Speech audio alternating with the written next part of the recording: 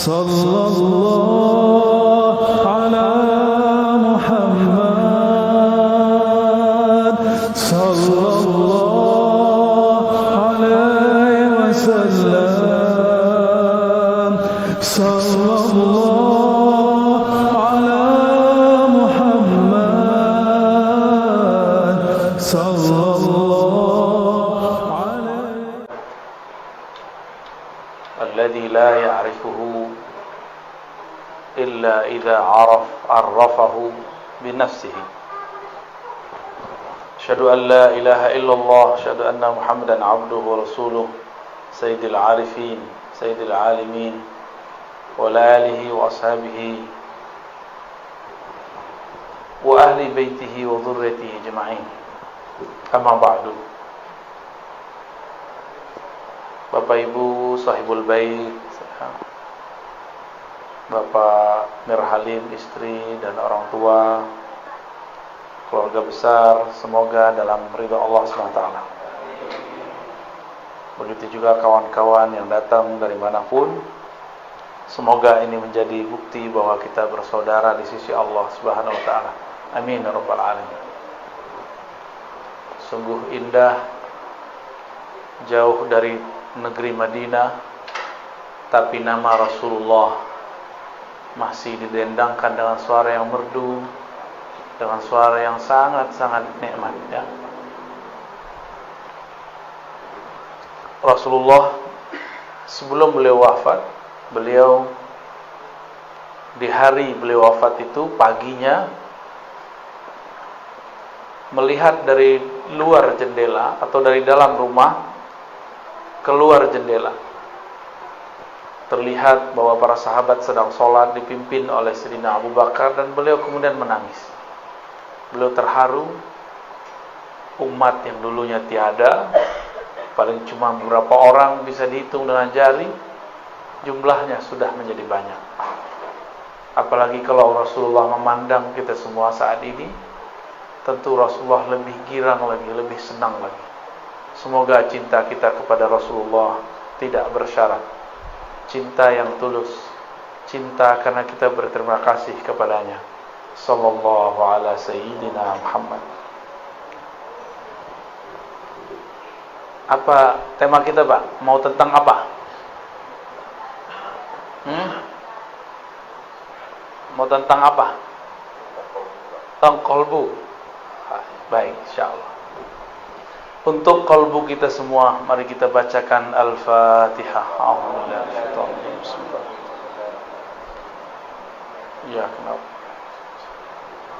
Shiratal ladzina an'amta 'alaihim.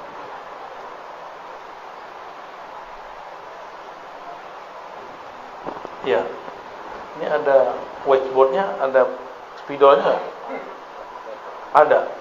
Ya udah, tahan dulu deh, enggak apa ya. Qalbu bahasa Arab artinya sesuatu yang berubah. Satu. Arti keduanya, qalbu adalah sesuatu yang elastis. Apa arti elastis? Lentur. Itu maknanya. Berubah-ubah, elastis. Apabila qalbu mengalami suatu kerinduan sekarang, bisa jadi nanti tidak, gitu. Maka mumpung sedang rindu, sampaikan lafaz-lafaz kerinduan, salawat kepada baginda Rasulullah sallallahu alaihi wasallam.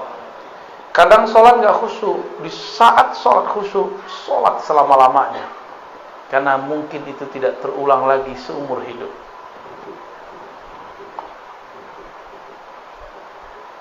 Tapi juga qalbu berarti sesuatu yang layyinah, yang halus, lembut, elastis. Apabila dia dibiarkan mengeras, dia menjadi tiada rasa, dia menjadi tidak peka, dia menjadi tidak bisa dirubah.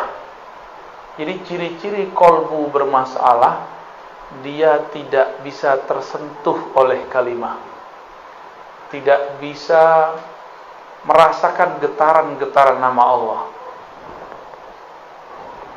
Itu namanya qalbu yang qasi, qaswah. Jadi kolbu kita ini kalau sudah keras, mirip kayak liver keras. Dia nggak bisa lagi menyaring, tidak bisa lagi menyaring cairan di tubuh kita.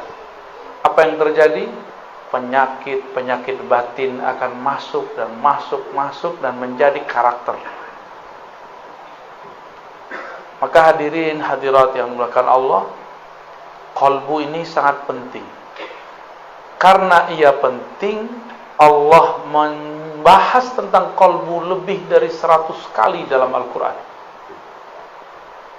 Lebih dari berapa? Kalau sholat cuma 55 kali atau 50-an Allah nyebut kata sholat. Ditambah dengan sholawat mungkin tambah. Tapi kata kolbu bisa berlipat-lipat kali lebih banyak daripada sholat. Artinya apa? Kalau kita sholat tanpa kolbu, sholatnya tidak bermakna. Zakat, infak, sedekah kalau digabung 80-an. Aqimus shalah wa atuz zakah, dua beriring-iringan sekitar 26, 27 atau 28 ya. Tergantung indeksnya, cara membaca indeksnya. Lebih sering kolbu, lebih sering kolbu. Kolbu masih 100-an. Ini baru cuma 28, 26. Apalagi haji umroh. Umroh cuma 2 kali dalam Al-Quran disebutkan. Lalu kenapa kita jadi agen umroh tidak menjadi agen kolbu? Atau umroh dengan kolbu? Belum ada ya. Bicara kolbu bukan bicara suci, sok suci. Justru bicara kolbu membicarakan bahwa kita ini bukan suci. Saya ngomong ini gak suci. Jadi jangan dibayangkan kalau udah ngomong kolbu, kita ini jadi orang yang sangat bersih, sangat suci. Enggak. Semakin bicara kolbu, semakin sadar bahwa di kolbu ini ada kotoran. Kalau sudah mulai muncul kesadaran, maka kita tidak sempat membicarakan kolbu orang lain. Dari semua ayat itu, ada yang paling dahsyat. Allah mengatakan tentang karakter-karakter yang gampang kita pahami dari sifat-sifat manusia. Pertama, karakter orang yang beriman. Orang beriman itu karakternya satu saja. Idza dzukirallah wajilat qulubuhum. Disebut nama Allah, kalbunya bergetar. Coba sebut nama Allah, Bapak Ibu. Allah gitu. Ada getaran enggak? Hah? Kayaknya enggak ya. Berarti nyebutnya enggak pakai idza dzukira. Dzukira bahasa Arab. Itu beda dengan zakara. Zukira itu artinya disebut. Kalau zakara menyebut. Beda ya? Itu artinya talqin. Talqin zikir itu menjadi penting. Harus ada guru yang menyebut di depan kita. Maka ketika ada yang menyebut itu, nama Allah disebut-sebut di hadapan orang beriman. Lalu masuklah kalimah itu dalam kolbunya, dan kolbunya bergetar. Wajilat. Kenapa disebut wajilat? Apa arti wajilat? Wajilat artinya bergetar karena takut, bergetar karena segan, bergetar karena merasakan dahsyatnya yang punya nama. Itu wajilat. Bukan menjilat ya, beda ya. Wajilat. Al-wajlah yakni al-khawf. Al-wajlah itu rasa takut, segan kepada Allah Subhanahu wa ta'ala. Sekolah tinggi-tinggi, umumkah, agamakah, tapi tidak ada sekolah untuk meninggikan nama Allah di kolbu. Oleh karena itu, walaupun kadang sudah doktor, sudah MA, sudah LC, sudah sarjana, sudah diploma, Tapi kalau disebut nama Allah, ya biasa aja. Kenapa? Karena sekolah itu cuma untuk akal, sedangkan qalbu belum disekolahkan. Oleh karena itu, jangan-jangan di luar sana ada sekolah yang bukan sekolah formal, tapi dia bergerak untuk mengajari qalbu. Kurikulumnya tentang qalbu. Jika qalbu itu disebut sesuatu yang bergerak-gerak, sesuatu yang berubah-ubah, maka qalbu ini kadang bergerak normal, namanya qalbu yang sehat. Disebut nama Allah, dia bergetar, geraknya normal. Tapi kadang-kadang qalbu itu disebut nama Allah, dia tidak tergerak. Jangan-jangan di dalamnya tidak normal. Jangan-jangan di dalamnya ada penyakit. Ya. Dimatiin aja, Pak. Ya, dimatiin aja, ya. Siap? Aman? Ya, fokus ya.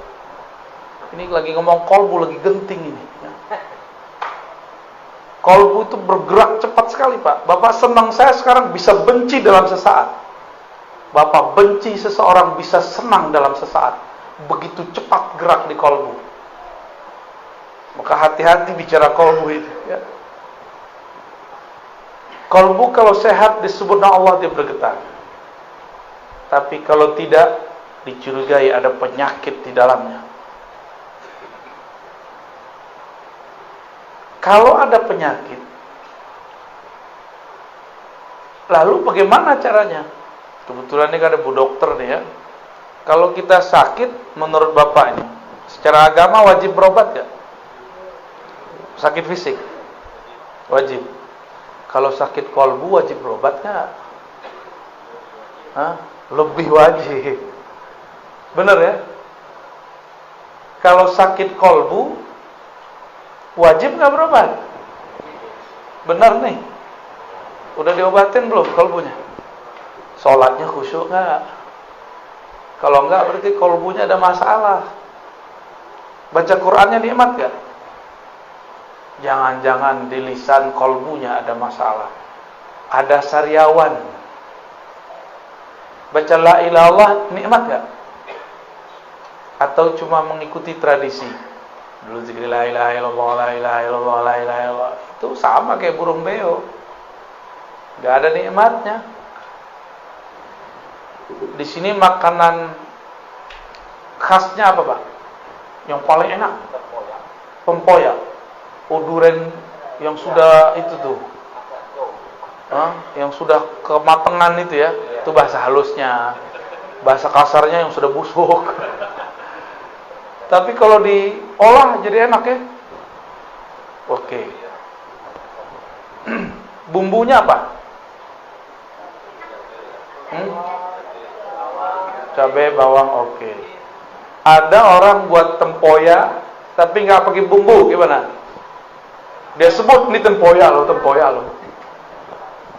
Kiranya kawan belajar lewat YouTube, belajar lewat buku, begini cara buat tempoyak. Kita icip, rasanya nggak jelas. Dibilang tempoyak, bau doyan busuk. Dibilang busuk, kok ada bawang-bawangnya, kok ada asam-asamnya. Kita nanya, ini siapa yang buat? Ternyata yang buat tidak pernah belajar kepada orang yang bisa membuat. Itulah nasib orang membicarakan agama, membicarakan ilmu qalbu, tapi tidak berguru kepada ahli qalbu. Dia berkata kepada orang, inilah agama, ternyata isinya tiada. Itu banyak hari ini.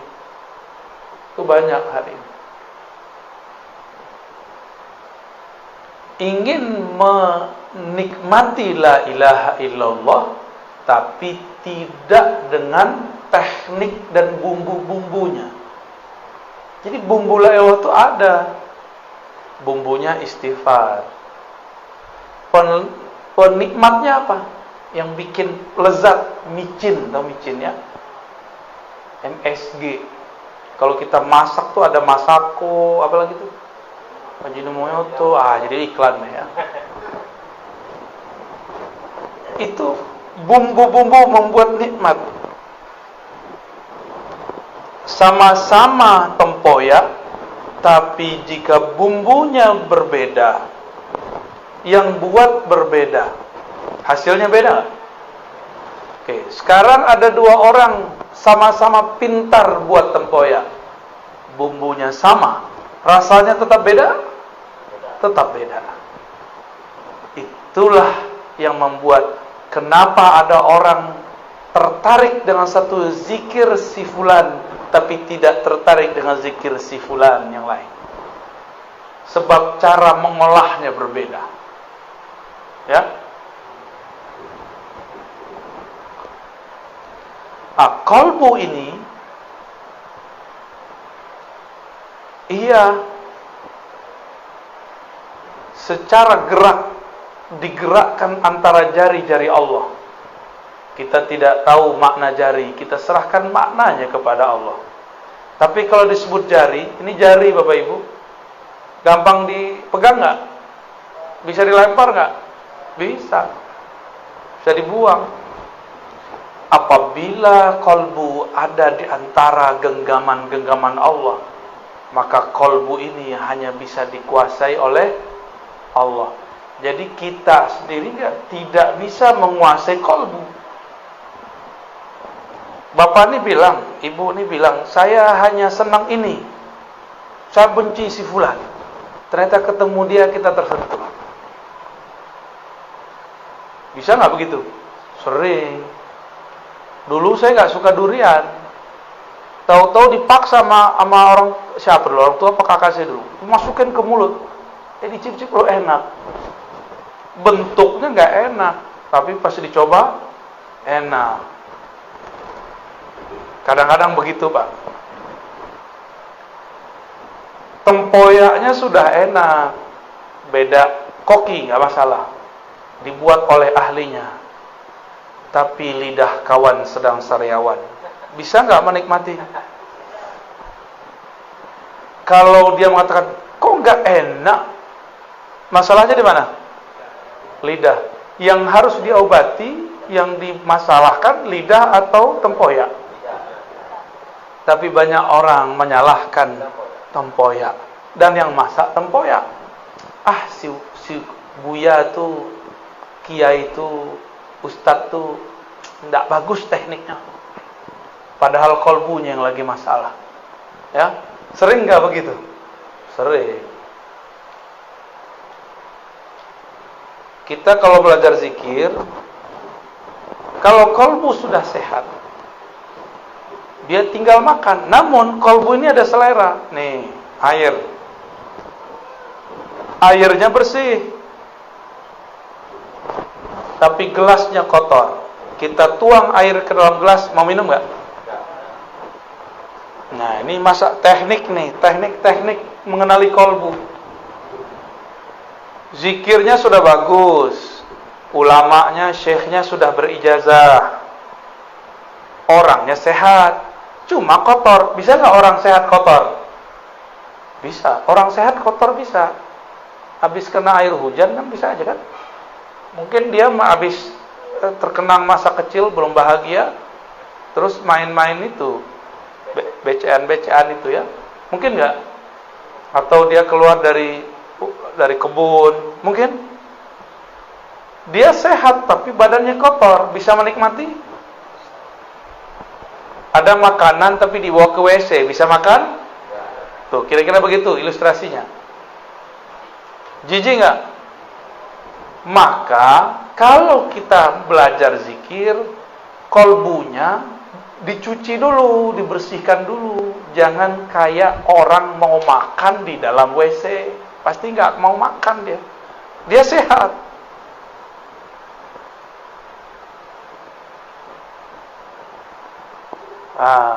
Airnya bersih, orangnya udah sehat, kolbunya udah sehat, tempatnya sehat. Yang menghidangkan jorok,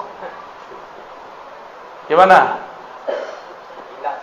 Hilang selera, ya. Maka yang menghidangkan pun juga harus punya adab. Walaupun dia tidak sakit, cuma jorok. Coba kalau dia batuk. Wah, kira-kira. Hah? Wah, jangan-jangan corona nih, ya. Atau cara megangnya, dipegangnya begini, nih, start. Gimana kalau begini? Nah, maka seorang yang mengajar pun dia punya adab. Dia punya adab. Paham ilustrasi begini? Paham analog begini? Berarti kalau ingin memanjakan kolbu, maka yang memanjakan kolbu, yang punya kolbu, dan kolbunya semuanya harus seirama. Jangan diajarkan di WC, jangan diajarkan di tengah keramaian, kecuali orang-orang keramaian itu sudah satu frekuensi. Jadi kalau kita jadi guru, jangan senang dulu orang minta talqin, santai dulu, itu ujian, ya.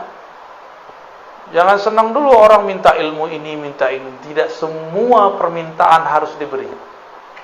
Tidak semua ilmu harus diceritakan. Tidak semua rahasia dapat dibuka. Banyak rahasia-rahasia yang harus disimpan. Namanya rahasia. Kalau dibuka masih rahasia nggak? Kalau kita bagi-bagi permata di tepi jalan, dikira apa?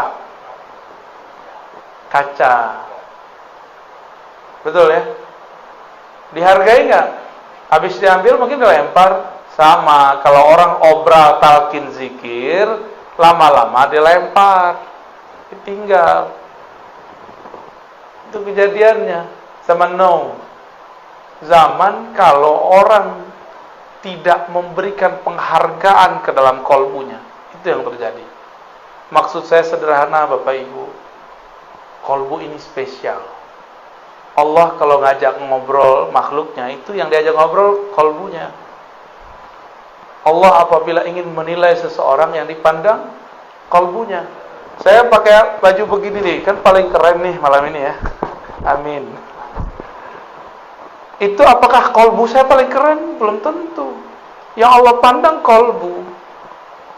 Jika terbersit sedikit saja saya merasa lebih alim, Allah benci kepada saya. Karena Allah mengatakan, yang alim cuma aku, wahai Ar-Razi.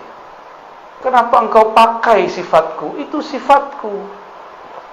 Sifatmu adalah lahir sebagai orang bodoh. Akulah yang memberikan ilmu kepadamu.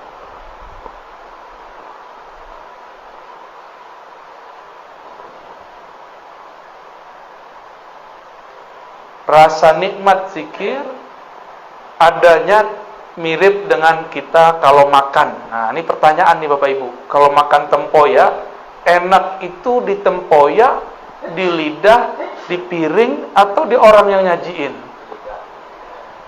Di lidah. Oke, coba makan di WC. Jadi nggak enak kan?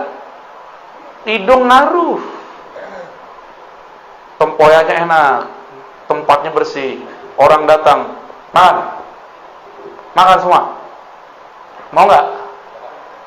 Langsung berdiri kita, nggak jadi makan, ya.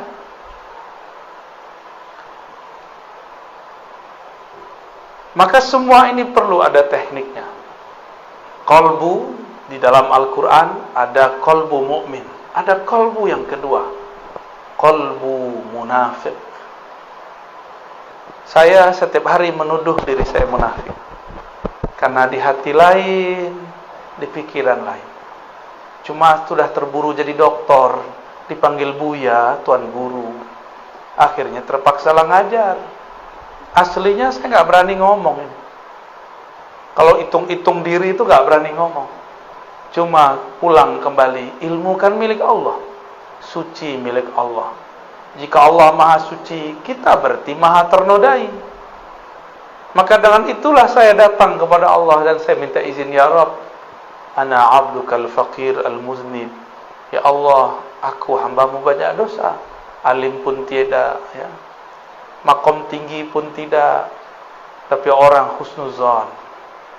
Maka dengan ketinggianmu ya Allah, dengan kemuliaanmu ya Allah, aku menumpang. Di situ. Berharap Allah menyertakan kita dalam kemuliaannya. Berharap Allah menyertakan kita dalam kealimannya. Berharap Allah menyertakan kita dalam zikir-zikirnya. Itu sebenarnya kenapa wajib istighfar. Jadi secara ilmu fikih, istighfar itu sunnah. Tapi secara ilmu qalbu, istighfar wajib. Kenapa wajib? Saya tadi nanya, bisa nggak Bapak Ibu makan piringnya kotor? Orang gila bisa.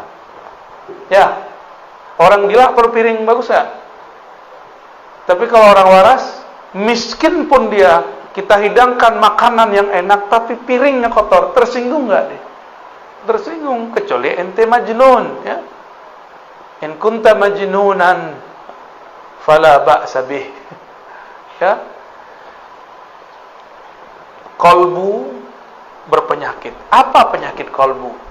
Penyakit kolbu beda dengan penyakit badan. Kolbu itu penyakitnya dimulai dari penyakit iblis. Yang pertama kali punya penyakit adalah iblis. Ya. Bapak Ibu, kita kan bukan iblis. Kenapa disamakan dengan iblis? Ada rahasianya. Ruh itu suci enggak? Allah tiupkan ruh. Allah Ahad. Ini Allah Ahad nih. Meniupkan ruh. Ruh suci enggak? Suci ya. Lalu Allah tiupkan lewat malaikat ruh kepada badan.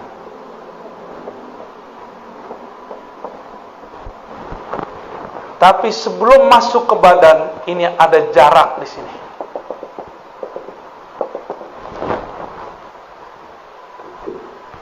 Di saat inilah kemudian di sini ada hijab-hijab. Dalamnya bukan main, tebalnya tiada terkira. Disinilah diuji ruh. Dia dicelupkan ke dalam syahwat. Ini syahwat namanya nih.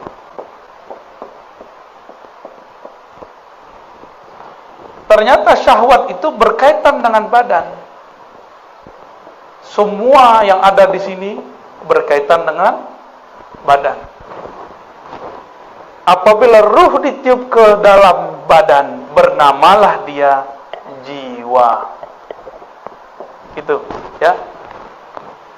Jiwa itu punya kiblat sentral. Sentralnya namanya qalbu. Ya. Asalnya ruh ini suci, tapi dicelupkan ke dalam syahwat. Maka syahwat itu terkait dengan badan. Ketika Allah tiupkan ke dalam tubuh ini, nyatu dengan otak. Di otak ada syahwat nggak? Keinginan rendah. Jadi syahwat bahasa Arab artinya keinginan rendah.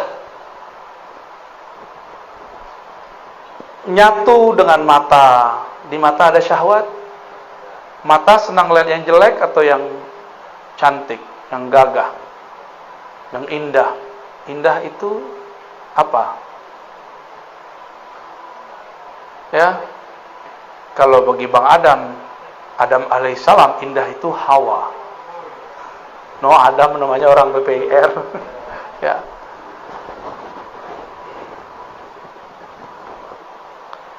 Mata itu diberikan syahwat. Dia senang melihat yang bening-bening, yang indah-indah, yang hijau-hijau.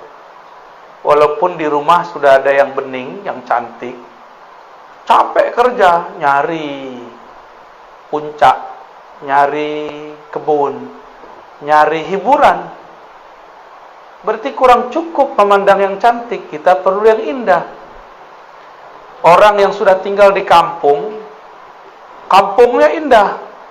Dia semua di kampung itu orangnya rancak-rancak, cuma kurang seksi. Maka dia pergi ke kota ingin mencari yang rancak-rancak plus seksi. Hitung-hitung cuci mata, Pak. Ya. Benar begitu? Jujur aja nggak apa-apa kok. Hah? Enggak iya gitu. Ketika ditiupkan ke dalam badan, maka dia dicelupkan ke dalam syahwat. Sampai ke tangan suka megang, sampai ke perut suka makan, sampai ke kemaluan, sampai ke kaki, terus semuanya. Tidak ada kita yang selamat daripada kata syahwat, nggak ada. Mursyid, apalagi mursyid itu lebih besar ujian syahwatnya. Percaya nggak? Karena makannya paling enak. Kalau ada tamu datang ngasih makanan paling enak, ya nggak? Kalau ada fasilitas paling enak.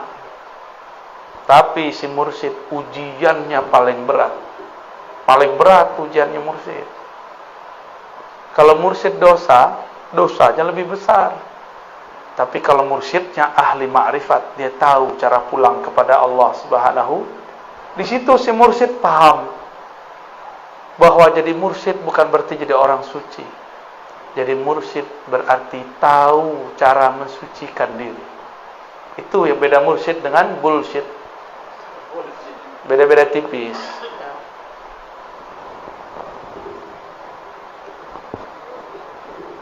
Ketika tubuh membalut ruh, maka tubuh punya energi nafsiyah atau jiwa yang membuat dia masih terhubung dengan ruh ini, itu qalbunya. Karena ini adalah hembusan Allah. Allah memandang dari ruh ini kemana? Dipandangnya kepada qalbu. Jadi dekat gak antara ruh dengan qalbu? Dekat sekali. Karena qalbu itu ada karena ruh. Jika Allah menurunkan ilmu lewat ini, itu namanya laduni. Tapi kalau Bapak Ibu belajar, si badan nih diajak belajar nih. Belajar sama seseorang, cari guru. Kalau dapat ilmu namanya futuh. Apa namanya? Apa arti futuh? Terbuka. Supaya mengenal Allah. Tapi kalau ruh gurunya langsung Allah Ahad, disebut laduni. Itulah ilmunya Nabi. Maka saya sering nanya, Jibril itu gurunya Nabi Muhammad atau muridnya Nabi Muhammad? Banyak orang salah di situ, keliru. Dikira Jibril itu adalah gurunya Nabi Muhammad. Padahal Jibril itu dapat energi dan dipasangkan kepadanya jubah-jubah pemimpin malaikat setelah dia berselawat ke Nabi Muhammad. Nabi Muhammadnya belum lahir, sebagai bin Abdullah. Tapi Muhammadnya sudah ada belum? Nah, ruh pertama yang Allah tiupkan namanya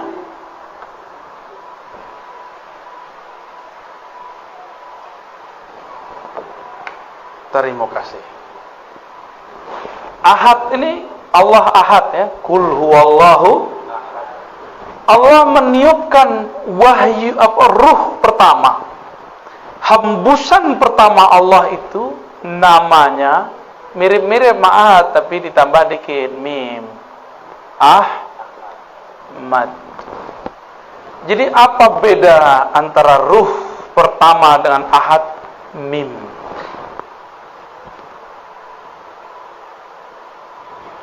Saat Allah menghembuskan, hembusannya itu berbunyi Ahmad. Bernama Ahmad. Pangkatnya disebut Ruhullah. Apa arti Ruhullah? Hembusan Allah. Coba menghembus Pak. Gitu. Hembusan kita enggak? Atau beda? Coba ambil misalnya plastik. Kita pindah ke dalam nggak? Paham? Ini yang tidak dipahami oleh kelompok kebatinan yang kegeeran jadi Tuhan, jadi Allah. Paham? Ini ilmu awalnya benar, di dalam diri kita ada hembusan Allah. Betul. Tapi hembusan bukan Allah. Ahmad laisa bi ahad. Ahmad itu ya Ahmad, hembusan ya hembusan. Cuma kawan sudah GR jadi Allah. Zat aku, zat Allah. Sifat aku, sifat Allah. Namaku, nama Allah. Fi'ilku, fi'il Allah. Tapi kalau lapar makan nasi juga. Kalau lagi puyeng minta kawin, berarti belum. Masa Allah lapar, ya enggak? Masa Allah minta kawin? Kan Allah ini tidak perlu sahibah. Sahibah itu artinya pasangan. Allah itu nggak perlu anak bini. Ini teguran keras nih bagi yang berzikir, berkalam, bermarifat dengan marifat iblis. Awalnya sudah benar bahwa di dalam diri kita ada tiupan Allah. Betul, Bapak Ibu, tapi di dalam diri kita bukan Ahmad. Di dalam diri kita adalah pecahan-pecahannya, percikan-percikannya. Ahmad ini tiupannya. Allah pandang Ahmad, maka memancarlah dari Ahmad itu cahaya. Memancar cahaya. Cahaya itu bahasa Arabnya nur. Apa? Nurnya bernama Muhammad.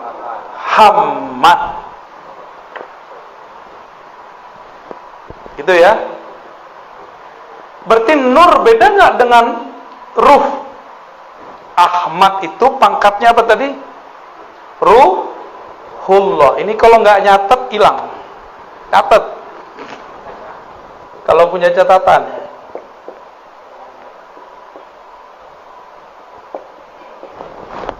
Kalau nggak ntar pulang catat ya. Masih bisa ingat nggak? Waduh, buka YouTube. Antum cerdas juga ya. Aneh gaptek juga lupa kalau ada YouTube. Ahmad ini apa pangkatnya? Ruh, dan dia satu. Dari ruh inilah kemudian menyebar nur. Nur ini kemudian kita sebut nur Muhammad. Dari ruh itulah kemudian terpercik hembusan-hembusan kecil. Itulah jadinya kita. Maka kita ini bersumber dari Ahmad. Maka Ahmad ini ada sebutannya biar faham. Kalau kita keluar dari perut seseorang, yang mengeluarkan namanya apa? Ibu. Ibu apa batu? Ibu. Beneran. Itu istilah aja ya. Ahmad ini disebut dengan ummur ruh atau ummul arwah. Ibunya ruh. Bukan berarti dia melahirkan, bukan. Ini istilah aja.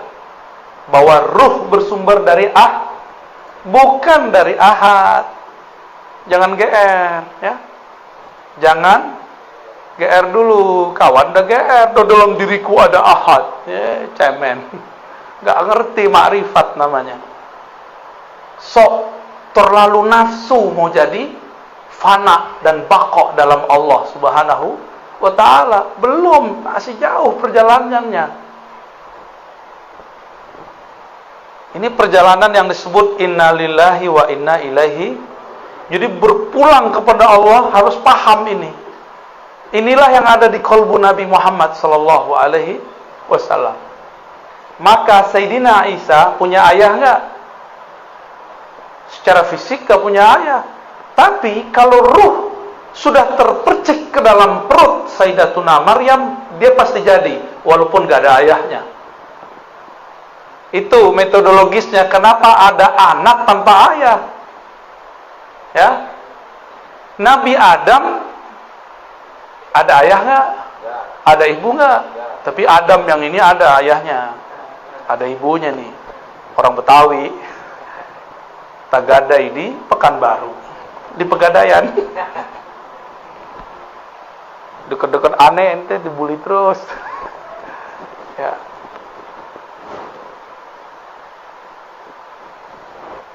Percikan ruh Ahmad itu yang intinya setelah Allah genggam beberapa bagian tanah, lalu Allah pindahkan salah satu bagian daripada inti Ahmad yang disebut Nur Muhammad kepada tanah tadi. Jadilah dia Adam. Apa yang dibaca dalam itu? Kun. Ya, itulah kenapa ada orang muncul di dunia tanpa ayah, tanpa ibu, itu sejarahnya. Secara metodologinya begitu. Yang penting Sang Ahmad memercikkan salah satu hembusan darinya, maka terjadilah semuanya. Paham ya? Paham gak? Dari Nur Muhammad ini tubuh kita ada, kolbu kita zahir. Dari ruh Ahmad itu, ruh kita sekarang bisa mendengar, bisa melihat, membuat Bapak Ibu mau mengejar suatu pengetahuan meskipun jaraknya jauh. Itu karena si ruh ini. Kalau gak ada ruh ini, gak mungkin Bapak mau hadir. Jarak jauh, udah jam segini, jam berapa nih? 10:30. Karena ruh ini gak ada harinya dia. Hari dia cuma satu. Aku tambah kenal Allah, titik. Bagi dia itu. Mau jauh, mau dekat, mau tidur, nggak tidur, bagi dia yang penting dia kenal Allah Subhanahu wa ta'ala. Bagi ruh itu malam adalah tidak kenal Allah. Bagi ruh itu siang adalah saat mengenal Allah Subhanahu wa ta'ala. Nah ini dia. Barulah kita terpancar dari sini semua.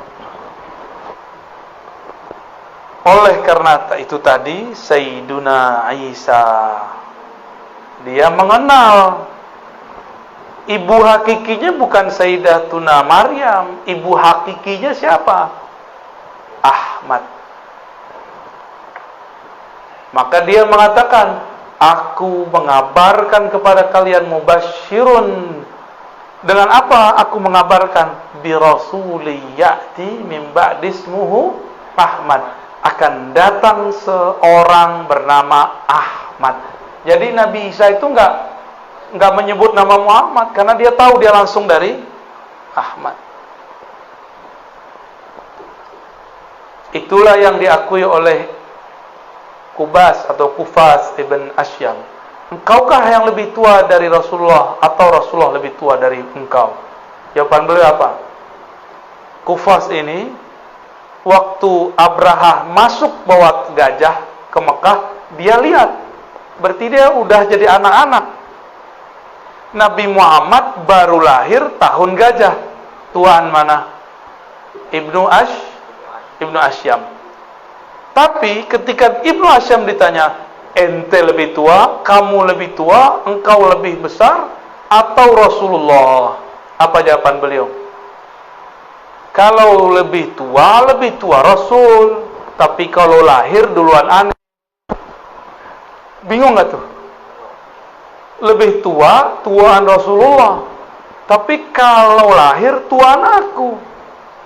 Berarti Ibnu Asyam, Kufas atau Kubas Ibn Asyam paham ilmu yang namanya umur ruh. Umur daripada ruh.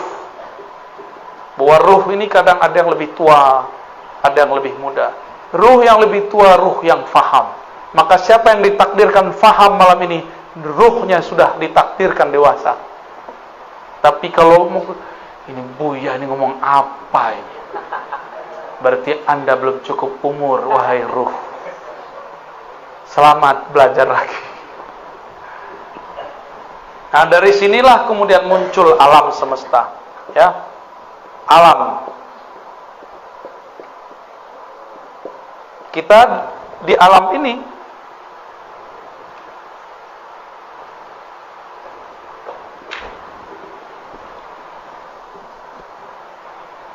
tapi sebelum sampai ke alam, Nur Muhammad ini kan ada pancaran nurnya ya. Berapa banyak pancaran itu? Jumlahnya ada sekitar 124.000. Jadi pancarannya 1, 2, 3, 4. Kalau dihitung 124.000. Ini di alam nur loh ya. Ini di alam nur. Ketika nur itu ditiupkan bersama ruh. Jadi nur itu adalah wadahnya ruh. Ruh itu dibawa. Nah, kalau kita tiup udara, udara kita ruh. Balonnya itu nur. Paham? Ya. Kalau balonnya warna merah, kelihatan hebusannya warna merah. Kalau dia warna hitam, dikira orang warna hitam. Kayak gitu aja modelnya. Apabila 124.000 ini dia muncul di dunia, dia menjadi nabi atau wali. Oleh karenanya jumlah nabi berapa? 25 itu yang ditulis di Quran, yang wajib diketahui. Berapa jumlahnya? Itulah sejarah. Jadi apa yang terjadi di dunia sekarang bukanlah kejadian yang terjadi semata-mata kebetulan. Dia semuanya mengulang yang terjadi di sana. Kalau ruh kita dulu itu, jadi ketika ini ruh terpancar, maka dia berkeliling. Jadi tadi nur ini berkeliling ini. Mirip dengan tawafnya manusia tawaf di Ka'bah. Ini Ka'bah nih, ya. Anggap aja ini benar ya. Kita tawaf ke kiri apa ke kanan? Berapa kali? Berapa kali? 7 kali. Ka'bahnya fisik itu dia di Mekah. Ka'bahnya jiwa adalah kolbu. Ka'bahnya kolbu adalah fuad. Ka'bahnya fuad bernama lub. Ka'bahnya lub bernama sir. Ka'bahnya sir, disitulah ilmu mengenai ruh Ahmad. Silakan pusing. Jadi dulu nih muter nih. Ada yang dia jauh, tiba-tiba dia mendekat. Maka lahir di dunia. Dia lahir sebagai orang kafir, terus mu'alaf. Ada yang lahir sebagai muslim, tiba-tiba keluar dari barisan. Berarti dia besok lahirnya murtad. Gitu. Terus sejarah orang murtad secara ilmu hakikat ya. Orang-orang yang di sini yang dekat, yang bisa menyentuh Ka'bah rohani yang bernama Ahmad. Ini Ahmad namanya. Ya. Jika nur kita, ruh kita dulu sempat memeluk, mencium Ka'bah bernama Ahmad, maka lahir 2 aja. Jadi habaib atau jadi ulama. Udah aja. Ustaz, saya bukan habib, bukan ulama. Terus gimana? Emang antum bisa protes? Kok nggak lahir sebagai habib? Bisa nggak? Kan nggak bisa. Kenapa saya bisa ngerti baca kitab, antum nggak bisa ngerti? Ya itulah takdir, bro. Itulah takdir, Muna. Nggak juga begitu ya. Itu ngulang-ngulang aja. Yang sudah haji umroh, kalau kita tambah dekat ke Ka'bah, muternya tambah cepat atau tambah lama? Jadi orang yang muter di sini, dia baru separuh, kita udah selesai 7. Ya, kalau kita di situ. Semakin mendekat kepada sumbernya, semakin cepat, semakin asik. Lelah pun tiada terasa. Jadi ini perputarannya panjang nih, lama. Hitungannya puluhan ribu, mungkin puluhan juta tahun kalau dihitung di dunia. Jadilah kita sekarang nih. Jadi kalau ada orang sekarang dia menyesalkan dirinya, bunuh diri, itu orang gak paham itu. Kalau dia muncul di sini, itu anugerah besar. Ya. Pasang alarm, tadi katanya jam 11. Tahu-tahu dirubah, nasikh mansuh. Padahal jarang pegang. Saya handphone itu yang penting bagi saya alarm. Ya. Kalau Bapak Ibu untuk apa? Komunikasi. Waduh, canggih ya. Ada nggak handphone to Allah? Boleh dihapus, Pak? Ya, silakan dihapus. Berkah antum bahas ya. Aneh minum dulu ya, paling enak. Nah, ini kan nikmat begini nih. Antum nggak minum, aneh minum. Yang minum ruh apa jiwa? Hah? Yang minum ruh apa jiwa? Mulut. Nggak enaknya diliatin. Kalau kita ada kumisnya tentu ya. Bismillahirrahmanirrahim. Mantap. Yang begini nggak ada di Jakarta nih. Kayaknya harus dibungkus banyak. Nggak suruh datang lagi. Yang buat abang aneh.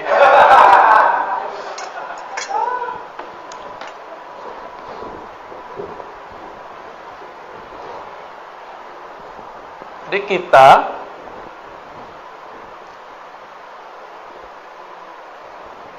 yang ada ini, kalau ada nur Muhammad yang asli di dalam, bukan bayangan nur, bukan pantulan nur, pasti mencari ilmu tentang ini. Maka saya berhusnuzon yang hadir ini di dalamnya ada percikan nur itu. Amin. Alhamdulillah. Apa kata Nabi? Allahumma ja'alni nura. Ya Allah, jadikan aku adalah nur. Padahal beliau memang sudah nur. Ibu Rasulullah mengatakan, ketika engkau lahir, hai Muhammad, aku melihat nur. Jadi Nabi Muhammad lahir, mohon maaf nih Bu Dokter, percaya apa enggak ya? Waktu lahir, Aminah tidak melihat darah, yang dia lihat cahaya. Ada nggak makhluk begitu? Ya ada. Maka saya sering nanya nih, Nabi Muhammad nama Nabi Isa. Nabi Muhammad dan Nabi Isa. Muliaan mana? Nabi Muhammad lebih mulia atau Nabi Isa? Nabi Isa punya ibu siapa? Maryam. M. Nabi Muhammad punya ibu namanya Aminah. Nabi Isa dimanjakan ibunya karena ibunya mengandung Nabi Isa. Gimana cara Allah memanjakannya? Ini mohon maaf nih Pak Amir Halim, kalau Bu Dokter dulu lagi ngidam dicariin nggak? Cariin ya. Hujan aja dicariin. Di ujung negeri aja dicariin. Maryam, Sayyidatuna Maryam lagi ngidam. Ngidam buah apel, ngidam buah anggur. Suami nggak punya. Yang tanggung jawab siapa? Maka Allah utuslah Jibril. Jibril, ambil buah-buah surga terbaik, berikan kepada kekasihku Maryam. Dia sedang mengandung kekasihku Isa. Maka ketika Sayyiduna Zakaria masuk ke mihrab, ke kamarnya Maryam, dia heran. Belum hamil tuh, belum hamil. Apalagi setelah hamil. Belum hamil, dia mau apa dikasih, disiapin biar rahimnya bersih, biar rahimnya tercipta, terbuat, tersusun dari nutrisi-nutrisi surga. Ditanya sama Nabi Zakaria, anna laki hadza, wahai anakku, kira-kira begitu, anak ponakan maksudnya ya, dari mana engkau memperoleh buah-buah ini? Apa jawabannya? Dari sisi Allah subhanahu wa ta'ala, maksudnya dari sorga. Jika Sayyidatuna Maryam dimanjakan Allah, disiapkan untuk mengemban, untuk menyimpan di perutnya Nabi Isa, apalagi setelah hamil. kira-kira Allah mungkin nggak memperlakukan lebih sempurna kepada Aminah? Mungkin itu wajib. Kalau versi saya wajib. Muliaan Nabi Isa atau Nabi Muhammad? Beneran? Ya. Kalau Nabi Isa dipersiapkan ibunya dengan makanan-makanan surga, kira-kira Aminah gimana? Lebih dahsyat lagi. Lebih dahsyat lagi. Itu maksud saya. Cuma riwayat-riwayatnya memang banyak yang kemudian tidak terekap dalam kitab-kitab hadis. Hanya direkap oleh sebagian ulama sirah nabawiyah. Tapi lumayan itu membantu.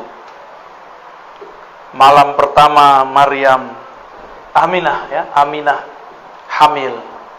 Langsung didatangi oleh Sayyidina Jibril. Apa kata Jibril? Wahai Aminah, yang engkau kandung itu bukan Isa, Nabi Bani Israel, bukan Musa, bukan Ismail. Yang engkau kandung itu adalah Muhammad, Sayyidul Alamin, Sayyidul Anbiya wal Mursalin, penghulu alam semesta, penghulu para nabi, penghulu para rasul. Berarti Aminah sebelum Nabi lahir udah percaya belum? Jadi yang pertama beriman itu dengan kenabian kerasulan Nabi Muhammad itu adalah Aminah, bukan Khadijah, bukan Abu Thalib, bukan Abu Bakar. Bukan. Yang pertama siapa? Aminah. Cuma ada orang kurang ngajar hari ini ya. Mereka bilang apa?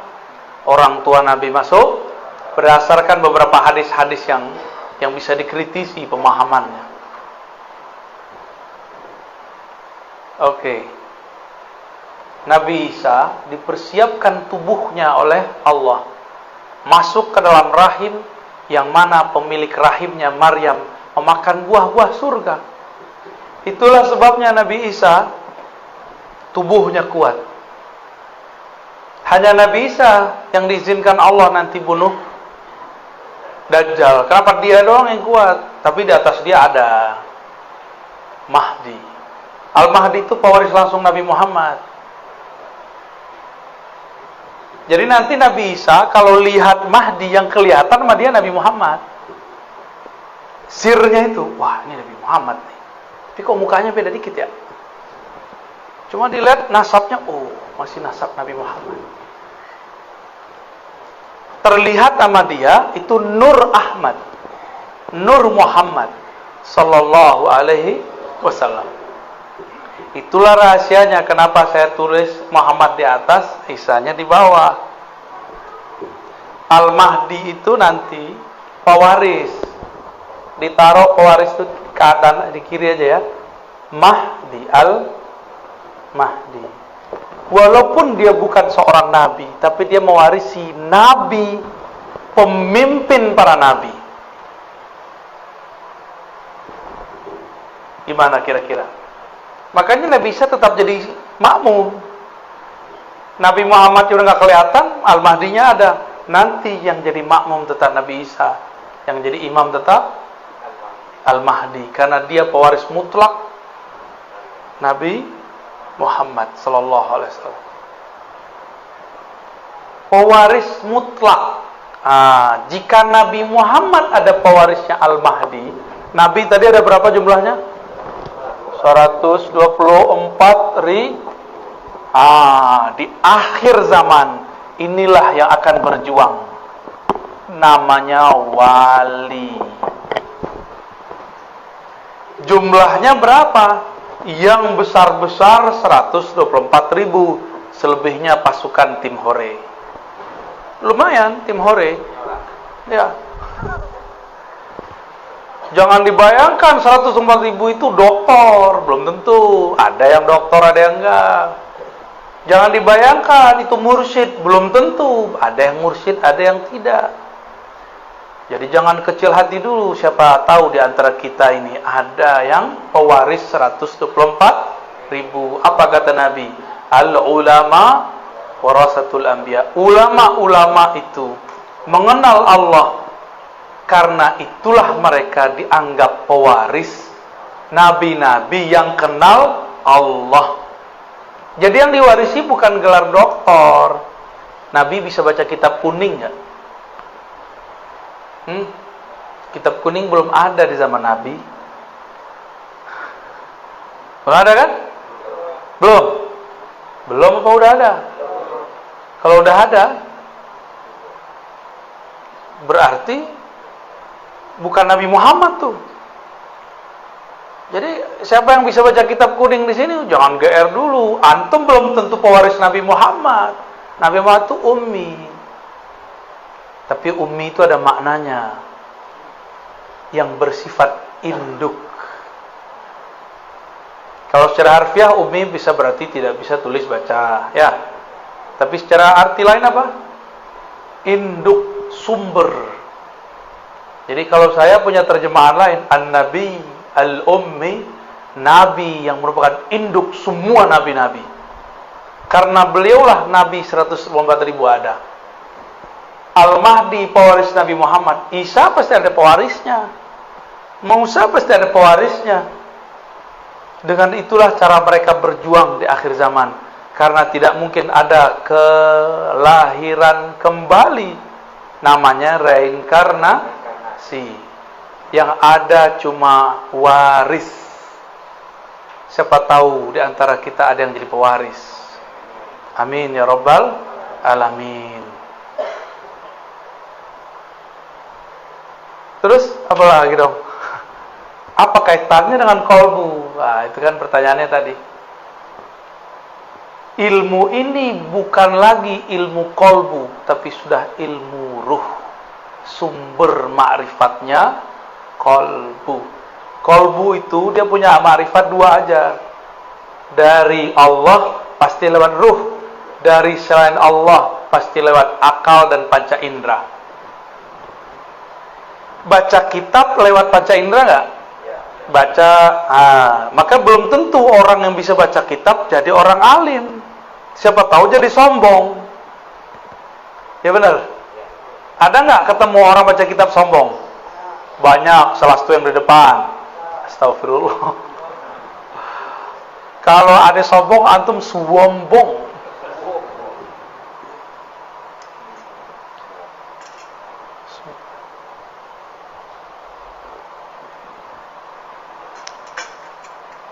Ada yang iri nggak?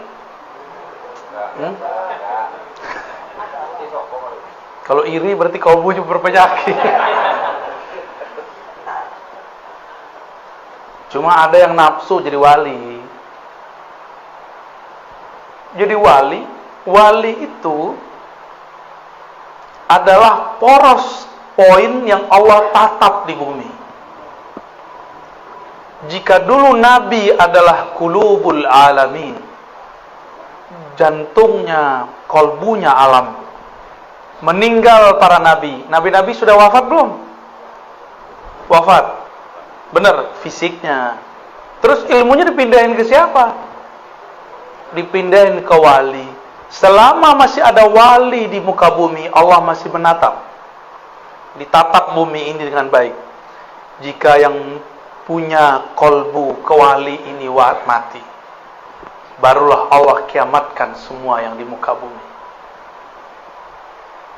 Jadi apa yang harus diisi dalam kolbu?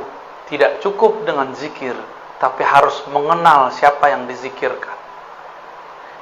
Maka orang yang kenal siapa yang dia zikirkan, sekali dia sebut namanya, itu sama dengan 70.000 kali orang tidak mengenal namanya berzikir.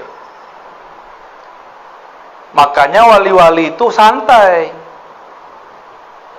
Udah gak banyak suluk dia. Tapi kan kita belum sepaham, belum setingkat mereka. Ya udah kita suluk aja dulu. Ya, rayabah aja dulu, zikir aja dulu. Siapa tahu nanti diangkat Allah. Tapi teman-teman sahabat yang makan Allah, kalau cuma mengandalkan zikir, saya udah berkali-kali katakan, Iblis dulu pangkatnya Azazil telah berzikir 80.000 tahun di surga. Jadi wali enggak? Enggak. Kasyaf? Enggak. Dia bisa melihat surga, tapi dia tidak bisa menatap aras. Nabi Adam baru dicipta, masih bau ingus, anak ingusan, baru kemarin sore masuk surga. Tapi di dalam qalbu Nabi Adam ada nur Muhammad. Maka nur itu, kalau ada nur bisa lihat sesuatu enggak? Nah, inilah yang disebut nur. Orang kalau ada nur di kalbunya, dia bisa menatap ada objek kebenaran dimanapun ada. Iblis 80.000 tahun berzikir, tapi zikirnya zikir zulmaniyah. Dia zikir, kalbunya belum dibersihkan. Dia zikir, sombongnya dibiarkan. Dia zikir, merasa sok sucinya terus dirawat. Apa yang terjadi? Tambah zikir, tambah sombong.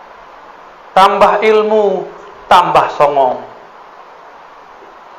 Kalau sudah sombong, lalu ada orang selain dia diberikan posisi yang tinggi, iri nggak? Maka kalau orang kerja di kantor, dia lihat temannya naik pangkat, dia nggak naik. Temannya dapat jabatan, dia tidak. Dia ngomong apa? Saya kan lebih banyak kerja di kantor ini. Kenapa bukan saya? Dia akan ngomong, pinteran aku kali, kenapa dia yang naik? Begitulah terus. Berarti di dalamnya bukan nur Muhammad, tapi nar Azazil. Dua aja manusia itu, kolbunya nur Muhammad atau kolbunya nar Azazil. Azazil siapa tadi? Nama kecil dari iblis.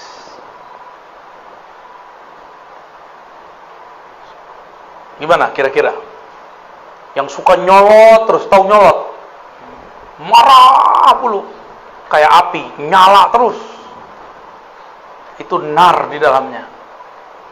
Ya. Maka kalau kajian nama yang punya nar Azazil, panas kepala kita. Tapi kalau ngaji dengan yang punya nur Muhammad, kepala boleh panas, tapi kolbu, ruh girang. Ada getaran-getaran indah di dalam. Getaran-getaran kerinduan kepada Allah Subhanahu wa ta'ala. Wali itu kolbunya alam, kolbunya wali tatapannya Allah. Ruhnya wali adalah percikan dari hembusan-hembusannya Allah. Maka jika si wali ini punya kolbu, dia kenal siapa yang dia sebut. Sama seperti yang dikatakan dalam hadis. Ini penutup kajian kita. Apa kata Nabi? Tidurnya orang yang alim lebih bagus, lebih afdol daripada ibadahnya orang yang jahil. Ada orang alim, arif, main-main aja. Tapi dia kenal siapa yang mencipta alam. Kenal itu dimulai dari kenal nama. Semakin banyak nama yang dikenal, semakin tinggi ma'rifat. Kalau cuma nama alif, lam, lam, ha, itu baru satu ma'rifat. Allah. Harus kenal lagi Ar-Rahman. Harus kenal lagi Ar-Rahim. Harus kenal minal 99. Baru namanya ma'rifatul asma. Baru satu nama diajarin guru, udah merasa alim aja. Belum, masih jauh. Ada lagi nama di dalam nama, nama di balik nama. Ibarat manusia, ini baru manusia, belum Allah. Bang Adam ini di sini namanya Bang Adam. Di tempat kerja manajer. Di rumah Abi atau Babi. Hah? Abi ya? Bab Abah. Oh. Maaf Bang ya. Semoga kamu sakit hati Bang. Nanti aku obati Bang. Karena dia orang Betawi, masa kecil panggil tong. Bukan tong sampah, bukan. Tong. Dulu dia suka bersilat, dipanggil jawara. Jawara lidah. Pinter ngomong, panggil lidah. Di organisasi pangkatnya tinggi, dipanggil ketua. Tuh, banyak nama nggak? Kalau saya kenal semua sudut itu, berarti saya kenal dengan orang namanya Adam. Kalau baru tahu namanya Adam, berarti pengenalannya baru satu arah. Paham analognya? Jadi Bapak Ibu, ilmu yang kita dapat sekarang baru sedikit. dari yang sedikit. Wa ma utitum minal ilmi illa qalila. Wa ma utitum, tidaklah kamu diberikan ilmu itu kecuali sedikit. Dengan sedikit itulah kita datang kepada Allah. Kalau Allah terima, dia jadi banyak. Ya. Maka Bapak Ibu yang makan Allah, saya yang jahil ini, saya yang banyak dosa ini, meminta kepada Allah supaya Allah ampuni dosa saya dan kita semua. Saya yang jahil ini, yang tidak punya ilmu ini, meminta kepada Allah, semoga semua yang hadir Allah jadikan arif billah, kenal kepada Allah. Enggak kenal sekarang, semoga kenal sesaat sebelum wafat. Tidak kenal sesaat sebelum wafat, semoga diberi syafaat di saat ditanya oleh Munkar dan Nakir. Enggak juga dapat syafaat ma'rifat di sana, semoga Allah berikan syafaat saat dibangkitkan. Enggak juga semoga dapat syafaat ketika dihisab, ketika ditimbang. Enggak juga semoga Allah kasih syafaat ketika jalan melintasi sirat al-mustaqim, as-sirat. Allahumma amin ya rabbal alamin. Al-Fatihah.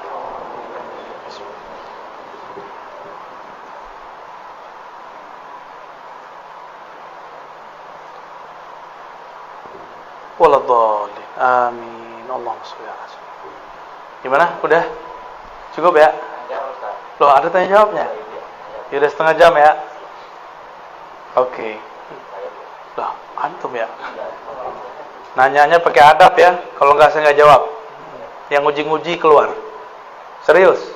Saya ngomong cash kontan. Nguji-nguji keluar. Atau atum dikeluarkan dari nur. Jangan takut gitu dong. Itu canda itu. Mana ada orang yang datang jam segini nguji-nguji ya. Orang datang jam segini memang pengen mencari. Tafadhol. Bismillahirrahmanirrahim. Assalamualaikum warahmatullahi wabarakatuh. Assalamualaikum warahmatullahi wabarakatuh. Saya Hijir Bu ya. Nama saya Hijir. Yang saya tanyakan pertama, kenapa Allah tunjuk manusia sebagai khalifah di muka bumi? Betul. Sedangkan malaikat kalau kita tengok lebih taat kepada Allah. Yang kedua itu masalah ruh. Ketika ruh meninggalkan jiwa, ketika ruh ini berangkat menghadap Allah, apakah ruh itu nanti masih bersedih melihat yang ditinggalkan? Contoh, misal suami meninggal, ruhnya apakah nanti melihat anak istrinya, apakah dia masih bersedih melihat yang ditinggal? Kemudian yang ketiga, borongnya Ibu ya. Cukup, dua dulu. Nggak bisa jawab ntar aneh.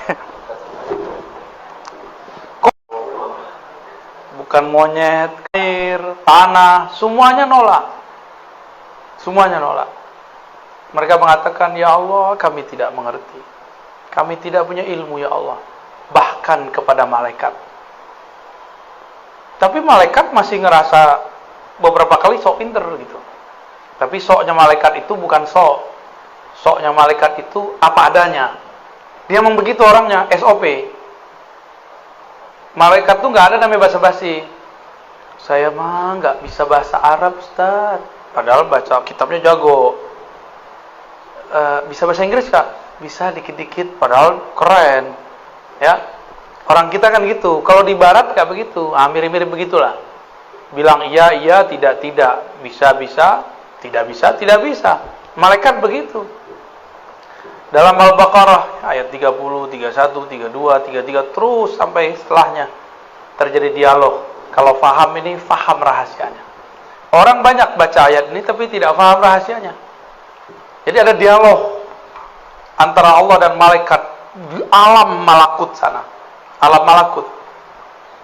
Nah, ini boleh dihapus lagi nih. Ini tertunjukin ada strata alam. Boleh dihapus. Ngantuk nggak Pak? Serius?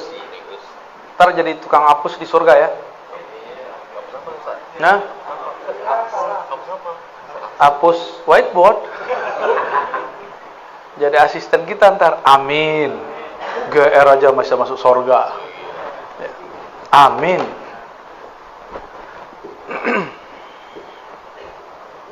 Dialog di alam mana? Ini kita alam nih, namanya alam nasut. Nasut. Bahasa Arabnya gini.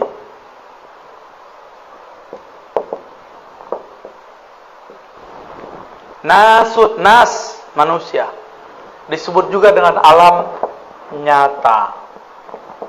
Ini alam ini nih, alam kita. Coba dipegang mukanya, ada nggak? Ayo pegang lagi yang pasti dong. Benar. Itu alam apa tuh?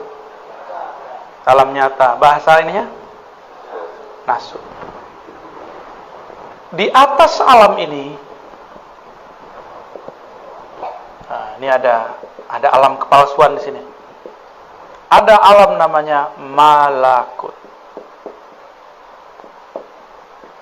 Malakut kata malak berarti malaikat. Alam malaikat, malaikat. Ini alamnya. Allah berbicara kepada yang di alam malakut. Alam malakut inilah yang disebut, yang berkaitan dengan langit pertama sampai pertengahan langit lah. Ya, langit keempat kah, lima kah itu ya. Apa kata Allah? Wahai para malaikat, aku mengumumkan akan memilih di muka bumi seorang khalifah dalam kurung dari manusia. Apa kata malaikat? Malaikat ngomong apa? Dia protes. Tapi ini protesnya protes lugu. Jadi malaikat tuh lugu. SOP. Kata malaikat, ataj'alu fiha may yufsidu fiha wa yasfikud dima. Ya Rabb, apakah engkau tega menjadikan di muka bumi khalifah, pengurus di muka bumi, orang-orang yang suka membunuh dan merusak? Nah, ini rumah kan bagus nih, ya. Bagus kan? Bener. Ini tembok dari mana nih? Dari pasir. Pasirnya dari mana? Dari sungai atau dari gunung? Gunungnya diuruk pindahin ke sini. Bagi manusia disebut pembangunan. Bagi malaikat disebut penghancuran. Paham? Semen. Gresik itu udah nggak ada gunung. Gunung di sono itu semua gunung pasir. Udah nggak ada gunungnya. Bukit-bukit itu udah nggak ada. Saya kan punya teman hidup orang dekat sono. Ya. Itu udah nggak ada. Udah pindah ke Tuban. Di Tuban masih banyak bukit-bukit. Itu yang jadi bahan semen Gresik itu. Bukit kapur ya. Bagi manusia disebut apa? Pembangunan. Tapi bagi malaikat disebut perusakan.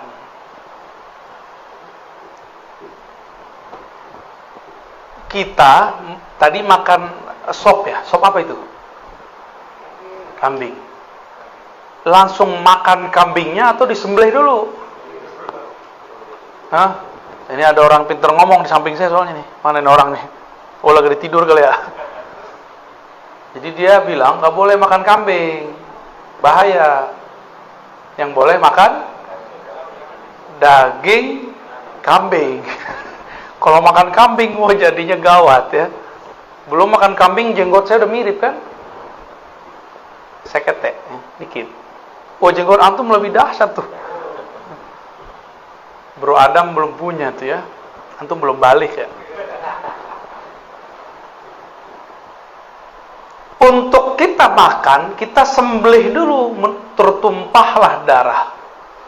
Bagi malaikat, ya Allah, apakah engkau tega menjadikan pengurus di muka bumi yang akan bunuh-bunuhin hewan ntar? Bahkan kalau perlu mereka bunuhin orang yang punya hewan itu. Ini kan lagi rame nih, ya, politik Indonesia lagi rame, ngungkip yang masalah lama, masa-masa zaman-zaman presiden sebelumnya. Ternyata banyak saksi-saksi yang mati nggak jelas. Ada kasus korupsi, saksi-saksi kuncinya mati nggak jelas. Tiba-tiba mati aja gitu. Jadi kalau perlu manusia itu untuk bertahan hidup, nggak hanya nyembelih kambing. Kalau perlu yang punya kambing disembelih. Begitu cara manusia bertahan hidup. Disebut bertahan hidup. Kalau ada buaya dibunuh manusia, namanya perburuan. Ya. Tapi kalau ada anak kecil dimakan sama buaya, namanya apa? Memangsa. Suka-suka kita aja buat istilah ya. Jadi manusia ini memang menang di istilah. Bener ya? Kalau bapak ibu ini makan ayam nggak? Makan ikan nggak? Kalau ada orang dimakan ikan gimana? Kita beritanya gede ya. Tapi ada nggak berita Bro Adam diberitakan memangsa ikan mujair? Ada nggak? Nggak ada. Kita kalau panen, kita sabet tuh ya, disabit tuh rumputnya, ilalangnya, padinya dipotong, diambil. Bagi kita namanya panen. Bagi malaikat ini merusak. Udah jelas kuning-kuning bagus kok dipotong. Ini beda perspektif. Lalu malaikat ngomong. Apa kata malaikat? Wa nahnu nusabbihu bihamdik wa nuqaddisu lak. Di sini ya kita tahu karakter alam malakut adalah karakter zikir. Wirid. Ya, wiridan mulu, zikiran mulu. Soleh lah ya. Alam malakut ini suka zikir. Maka semua zikir tarekat yang ada lafaznya itu diambil rata-rata dari alam malakut. Jadi kita baca apa nih? Subhanallah. Itu amalannya orang sini nih. Malaikat di sini. Jadi Nabi kalau naik, turun pasti bawa lafaz zikir.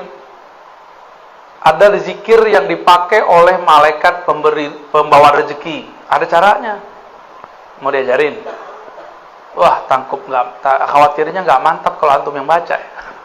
Ya, kurang yakin soalnya. Nabi turun dari alam malakut. Turun-turun Nabi cerita.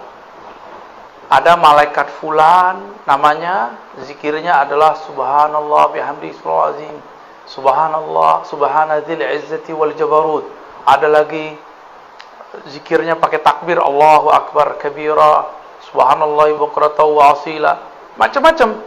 Itu Nabi pas turun diramulah menjadi amalan salat. Kata malaikat ini nggak makan, nggak minum, nggak bosan. Jadi malaikat tuh mirip kayak anak kecil yang gigih. Ada punya anak kan? Dia kalau pengen apa misalnya? Pengen jajan coklat. Dia zikir coklat. Umi coklat, Abi coklat. Sejam juga bisa dibaca tuh. Nah, itu karakter malakut itu. Diulang dan gak pernah bosan. La yamal, tidak pernah bosan. Maka kalau ada di antara kita rajin zikir 5.000, 11.000, 70.000, berarti karakter malaikatnya sudah muncul. Tapi biasanya karakter malaikatnya ada songong-songong dikit, hati-hati. Apa kata dia? Ya Allah, kenapa bukan kami? Kami kan ahli zikir. Kami sudah puluhan juta tahun berzikir. Itu wa nahnu nusabbihu bihamdik wa nuqaddisu lak. Apa kata Allah? Betul kalian banyak zikir, tapi aku punya sir rahasia. Inni a'lamu ma la ta'lamun. Lalu kemudian Allah tunjukkan sirnya. Wa 'allama Adam al-asma. Ternyata Allah telah mengajarkan Adam. 'Allama kata kerja berlalu. Allah telah mengajarkan Sayyidina Adam al-asma, semua nama-nama, mulai dari nama-nama awal pangkal bumi sampai ujung langit, semuanya Nabi Adam mengerti. Malaikat taunya cuma zikir, maka mohon maaf, ada ahli zikir kurang cerdas, itu maksudnya. Ada ahli fikir kurang zikir, ya. ada yang seimbang. Fikirnya adalah zikir, zikirnya adalah fikir. Nah, itu yang kamil mukamil. Kira-kira gimana nih? Kenapa malaikat gak dapat? Coba, bisa nggak lihat masjid, surau, pesantren, rajin baca kitab, rajin zikir, tapi WC-nya jorok, pernah nggak lihat? Pernah lihat? Berarti dia kebanyakan zikir, kurang fikir. Kebanyakan wirid. Orang kalau wirid sibuk sama diri sendiri, nggak ngurusin alam. Kalau malaikat yang nanti jadi khalifah di muka bumi, ada pertengkaran di luar sana, dia zikir aja subhanallah, subhanallah. Dia nggak urus tuh. Tapi kalau manusia ada orang tengkar, dia islah. Gitu. Kalau malaikat ada orang misalnya nebang pohon, langsung dihajar. Tapi kalau manusia ditanya dulu kenapa mau nebang pohon. Oh, mau buat rumah di sini. Kalau ada di transaksinya, beda caranya. Malaikat-malaikat ini rajin secara ritual. Maka orang soleh secara ritual belum tentu dapat memimpin gerakan-gerakan sosial. Adam itu diajar Allah nama. Ini masalahnya, ini nama penyelesaiannya. Ini kekurangannya, ini nama untuk menyempurnakannya. Nabi Adam. Jadi Nabi Adam itu yang pertama diajar oleh Allah. Itulah sebabnya kenapa manusia yang dijadikan khalifah. Jadi paham? Ya. Terus yang kedua tadi apa? Kayaknya pertanyaannya antum dong, udah habis waktu ini. Yang kedua apa tadi? Meninggal. Mau coba mati dulu biar ngerasain. Gak usah jauh-jauh. Nih, coba lihat. Kita ninggalin rumah, di rumah lagi susah, sedih nggak? Kita naik bus, kita naik pesawat, tapi di rumah kita orang lagi susah, sedih nggak ngeliatnya? Sedih. Kenapa dulu lagu-lagu merantau itu sedih-sedih semua? Bener nggak? Merantau, rata-rata. Kalau di bahasa kampung situ kan enak tuh, pulanglah udah.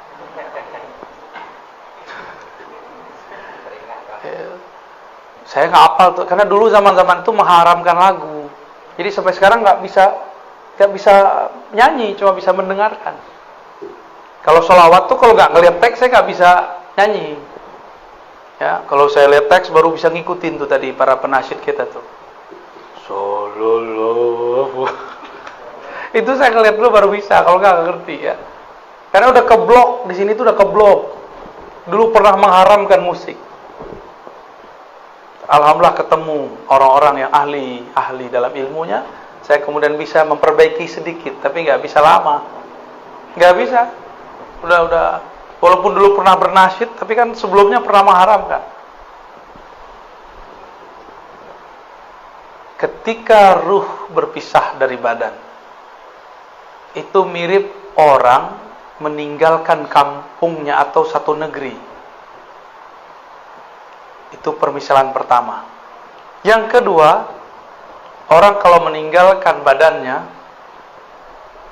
itu mirip-mirip kayak orang bangun, tapi di negeri yang dia nggak tahu negeri mana. Ada juga yang begitu. Jadi orang mati itu kayak orang bangun tidur. Pas bangun dia bingung. Lah, handphoneku mana ya? Antum begitu nggak bangun tidur? Nyari handphone ya? Hati, ntar kalau mati nyari handphone. Dibentak sama malaikat mungkar nakir. Hei, nyari handphone di sini. Lihat nih gua, siapa? Kawat itu ntar. Biasain bangun tidur nyebut nama Allah dulu. Apa bacaan bangun tidur? Itu bahasa Arabnya. Baca aja Allah, Allah, Allah, Alhamdulillah, terima kasih ya Allah. Baru kita nyari handphone. Ya. Nyari siapa di samping pasangan, ya salam ya. Taruh kalau mati Bangun di alam sono, kita nyari-nyari biniku, lakiku, gak ada. Jadi jangan bergantung ke makhluk, gantungnya kepada Allah. Gampang dikalamkan, juga gampang kalau faham bahwa ini bukan urusan otak, ini urusan kolbu. Di kolbu itu bisa selesai semua. Ya, beres. Ya, jadi bisa nangis nggak ruh? Bisa nangis. Ruhnya pergi, ya Allah, anakku masih kecil-kecil, ya Allah. Nanti Allah bilang, dah tenang, yang ngasih rezeki aku. Selesai. Kalau kenal Allah, kalau enggak dia pergi tuh nangis. Maka tuh rumah jadi tegang, jadinya nangis aja tuh orang tuh. Beberapa orang kadang-kadang ditunjukkan oleh Allah Subhanahu wa taala. Jadi biasain kalau tidur nggak mikirin yang negatif, cukup berpikir positif. Gak usah pikirin besok makan apa, besok kerja apa, jalanin aja. Ya Allah, aku mau tidur.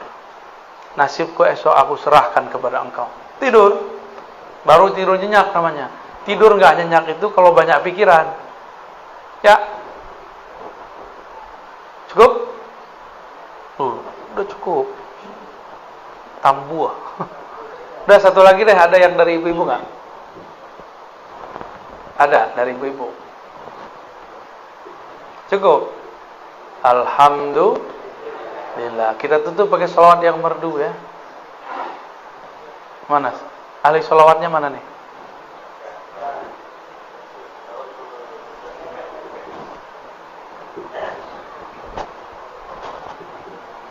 Sallallahu Nabi Muhammad sallallahu